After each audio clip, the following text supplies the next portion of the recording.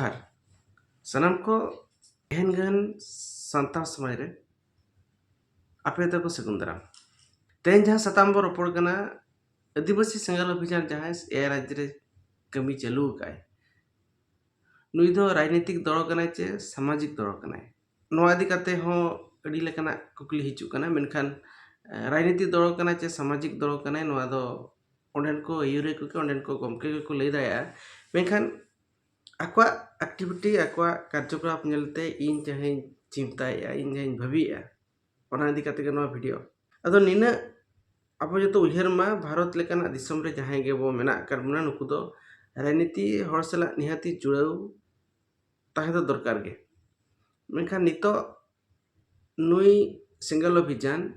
राजनीति दल सला जुड़ाव बचुया ओना मेनते आज अजा हक अधिकार जहाँ तिना दिकु पुसी को नेता को समाज रे रोकठोक मेन दाया कना और नोआ बांग काते जहाँ गे एटा राजनीतिक दल साव जुड़े मेना को जहाँ गांवता को कटी मेटी गांवता को जहाँ को अब बो नेलेट को मजी पारगना महल आसेका राइटर एसोसिएशन जस्ती काते सावते आर के जहाँ तिना गांवता को तब मेना को पनत जनी अलग अलग नुकु को दो परोक्ष डायरेक्ट बांकाते इनडायरेक्ट आको जुड़े निहाती मेना को अब जहाँ तिना ओडिशा रे हुयन झारखंड रे हुयन बेंगल हुयन जहाँ तिना ऑर्गेनाइज का को जतो रे राजनीति रिन हर भामा उनका इनडायरेक्ट ते गड़ो सपोर्ट मेना और ओना इदी तेगे जहाँ तिना नुकु को ऑर्गेनाइज को सपड़ावेया तो ठाव रेगे राजनीति रिन हर को अगुइट को सीएम हुयु लोकल पीआरआई मेंबर को हुयु जहाँ गे को हुयु नुकु सला जुड़ाव काते आको नोआ ऑर्गेनाइजेशन को करावते उनको समांग रे रोकठोक अब आदिवासी को हक आदिवासी को ऐदरी आदिवासी को जहाँ न्याम रना अधिकार मेना ओना उनको समांग रे बाको फोटेल दाया कना और मिड होड़ा गुलारम ताहेना माने मिड होड़ा निर्देशतम कमिया माने आज ठेन रोकठोक बा मेन दाया एसोसिएशन जहाँ तिना मीटिंग हुई कना मिदुन हुई कना नोआ राष्ट्रपति हेज कना सीएम किन हेज कना हेमंत हेज कना मोहन चलाव कना मेखान नोडे अब आदिवासी को जहाँ दरकार ओना कथा बाको मेन दाया कना रायरंगपुर रेना आसेका रे हुईमा ओडे ओडिशा रिन जतो राजनीति दल को चलाव लेना साथे पंडित रघुनाथ मुर्मू ट्रस्ट जहाँ हुईना राष्ट्रपति खन नेवता एम साथे ओडिशा रिन एडिसांगे हड़ को चला लेना राजनीति दल उनका के होला मधेर नय जहाँ जमशेदपुर रेना जहाँ ठाव रे हुईना नोडे हो नोका के अड़ी ढेर राजनीतिक दल को ओंडे को सेटल लेना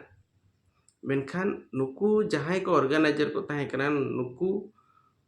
चेद अब हक अधिकार ताहे कना ओना कथा बाको लई दाड़े काडा आबोरिन मूल हड़ को ठेन उनका लेकाते अब जदि वर्ष सारा अब नेला द्रौपदी मुर्मू राष्ट्रपति हुयन खन गे दिन के जापाम को चला कना दिन के सराव को एमाय कना हेमंत सोरेन हुयन तायम खन गे दिन के सीएम ठेन दबी सकाम एम आज तें को सरावे चाल लेना चित्र अब ठेन हिजू कना उनका ओडिशा नि सीएम ठेन को हम मजी पारगना महल आसेका भुवनेश्वर पास्टा सेट खन रायरंगपुर पास्टा सेट खन केउझर पास्टा सेट खन नेवता है कना को दू देला है कना को और मोहन माझी हो हुए तो आजा राजनीतिक कैरियर खातिर बामा नुना के दया दुलर मेना आको ठेन हिजू कन गया मेनखान जतो रे शुरू कना मेनखान अकोया नेता बामा अकोय संगठन रिन मूल हड़ के बचु को जहाँ चे आज ठेन समांग दापरम तिगु काते आबवा हक आबवा ऐदरी एमाले मेनते को मेन दाया कना इखन आदिवासी संगल अभियान जहाँ गे जहाँ चिका कान छुटकटी हुयु जे मारांग मारांग हुयु रास्ता रुक हुयु जहाँ गे 5टी राज्य रे सभा कराव का मेनखान नोडे दो हुए तो सालखान मुर्मू रिन जटाव हड़ को हेज सेटर कना मेनखान राजनीतिक रूप तेदो बांगा आज जोटाव लेकाते को हेज अकना और सीएम जे पीएम लेकान हर को नित धबेरी को हिजुआ वे तो आको को बढ़ाया जे सिंगल अभियान दो राजनीतिक दल को बांग करना नुकु ठेन सला सगई दो कते दो राजनीतिक ना चेरो फायदा बचुआ ओना तो तो बाको शुरू कना मेनखान नुकु के मिट्टी संगठन मेना को जहां चे आबवा हक और अइदारी ना कथा ठन ठन नेता समाज को रोड दाया कना बाखान अकोय गावता रिन अयुरिया को नित धबी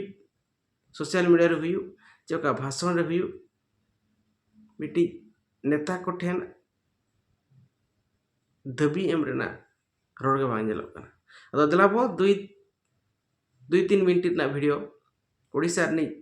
सिंगल पारगना हा कथा कड़ी बो अंजम लगे आदिवासी पूजक को से आदिवासी पुजारी को तेहेन भत्ता को न्यामा दोसार जे आदिवासी को पूजा स्थली तेहेन विकास और सुरक्षा हुयुमा नवा लगी तो तेहेन आदिवासी सेंगेल अभियान पास्टा सेट खन स्वागत और मुख्यमंत्री मोहन चरण माझी तिगिन धन्यवाद मेनखान नवा प्रस्ताव रे तेहेन पुष्ट बचिउना स्पष्टता बचिउना माने दो तेहेन आदिवासी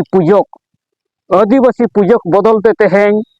सारना पूजक बखान प्रकृति पूजक हुयुमा दोसार तेहेन पूजा स्थली जगह रे दो तेहेन जाहेर गाड़ ᱧᱩᱛᱩᱢ हुयुमा नवा ᱧᱩᱛᱩᱢ ते तेहेन प्रस्ताव एममा नवा आले ले दाबीया दोसार जे प्रस्ताव सुमुंग दो बांगा नवा रे निष्पत्ति कते जहां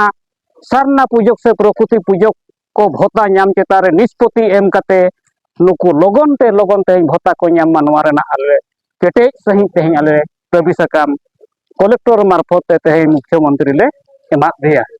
सारना धर्म नित धरी सरकारी मानत बांग हुई काना ओनाते तेहेन आबोरिन सांगे हर जोर जबरदस्ती को तेहेन को धर्मांतरित काना आबोरिन हर जोर जबरदस्ती तेहेन हिंदू क्रिश्चियन मुसलमान को लेखायत को सेनक काना को नवा अड़ी दुर्भाग्य रेना कथा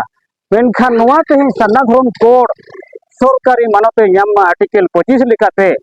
नवा चेतान रे दो ओकोय मुख्यमंत्री हो ते उड़ीसा मुख्यमंत्री हो जाना प्रस्ताव बचुना विचार बचुना नवा रे जाना चर्चा बचुना नवा अड़ी दुर्भाग्य रेना कथा मोहन चरण माझी पास्टा सेट खन केंद्र सरकार सुपारिश से प्रस्ताव एममा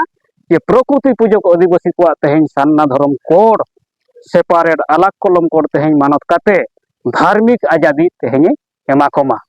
आदिवासी सेंगेल अभियान उनको वंशवादी माझी पारगाना को नाम पक्षर दो बचुया मेनखान तेहेन माझी पारगाना व्यवस्था रिन अयुरिया तेहेन भत्ता को नामा मेनखान जनतांत्रिक भाव ते तेहेन जहां 2 सेरमा 2 सेरमा 3 सेरमा लगी तेहेन उनको को बाछन कोआ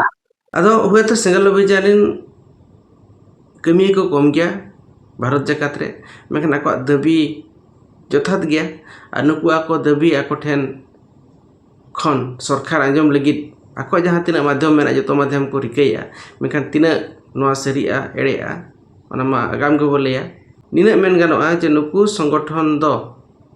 बामा भारत देशरी संगठन तीनजा दाबी निरपेक्ष संगठन एरी को बनावा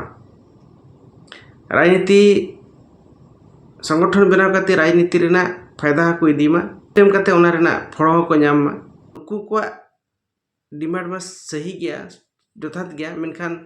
नवा कथा ती सरकार आजमा ओना तंगी रे अब को तो मेना बना ठीक है इन तहकना तेया वीडियो मार के दराखान वीडियो रो जपामा जतो को इन धबिते जोहार।